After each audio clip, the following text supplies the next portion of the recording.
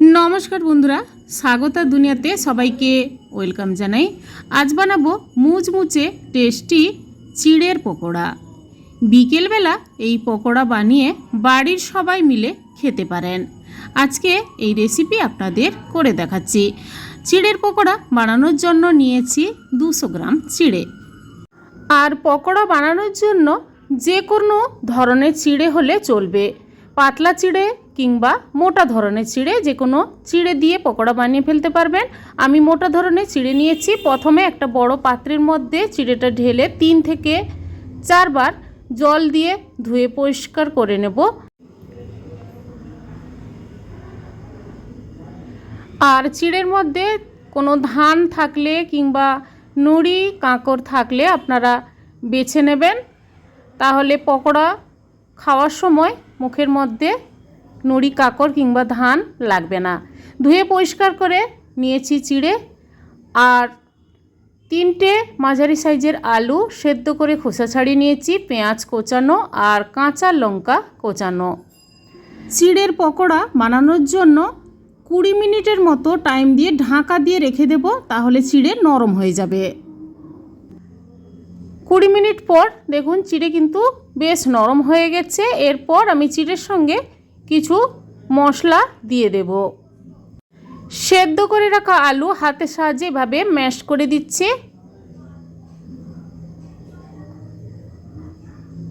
আর দেব কোচানো পেঁয়াজ,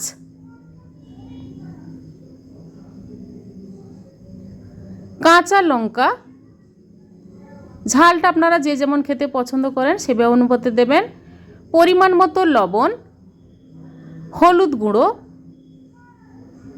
আর অল্প জোয়ান হাতে অল্প ঘষে দিয়ে দিচ্ছি, তাহলে পকোড়া টেস্টটা ভালো হয়।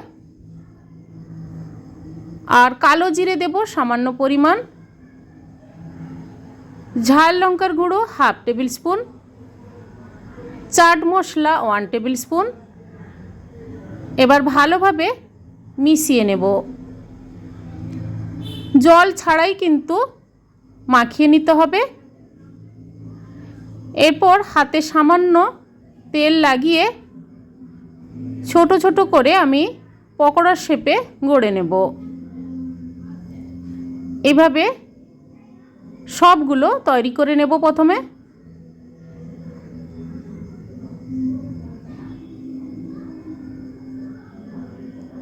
এই পকোড়া যে কোনো সময় বানিয়ে খেতে পারেন। সবগুলো তৈরি করে নেওয়ার পর গ্যাস অন করে কড়াইর মধ্যে দিয়ে দেব রিফাইন তেল।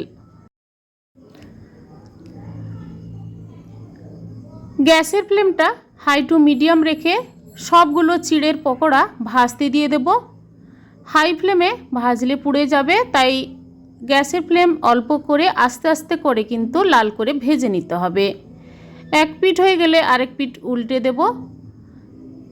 গোল্ডেন ব্রাউন কালার করে সবগুলো চিড়ের পকোড়া ভেজে নেব।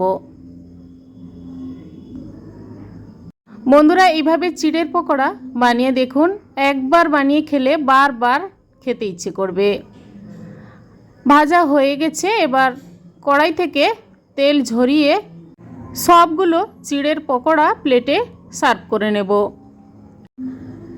তাহলে বন্ধুরা, আজকের এই চিড়ের পকোড়া রেসিপি আপনাদের কেমন লেগেছে কমেন্ট করে জানাবেন, লাইক করবেন আর আমার চ্যানেলটি বন্ধুরা সাবস্ক্রাইব করে নেবেন।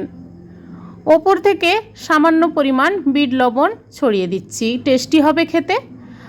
পাশে থাকা বেল আইকন প্রেস করবেন। আমার চ্যানেলে যখন কোনো রেসিপি দেব আপনাদের কাছে নোটিফিকেশান খুব সহজে পৌঁছে যাবে। আজ এই পর্যন্ত, আবার হাজির হব যে কোনো সময় নতুন কোনো রেসিপি নিয়ে। সবাই ভালো থাকুন, সুস্থ থাকুন, ধন্যবাদ।